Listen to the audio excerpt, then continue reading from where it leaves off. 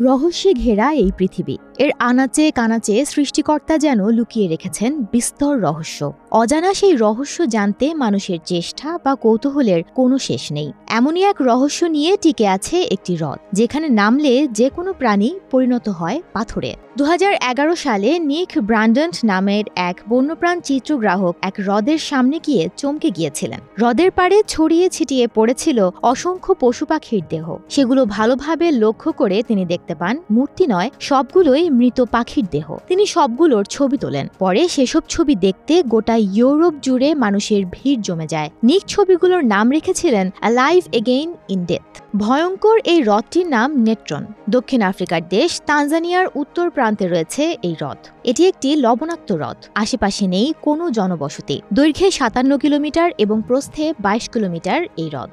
1954 সালে সর্বপ্রথম নেট্রন হ্রদের অস্তিত্বের কথা জানা যায়।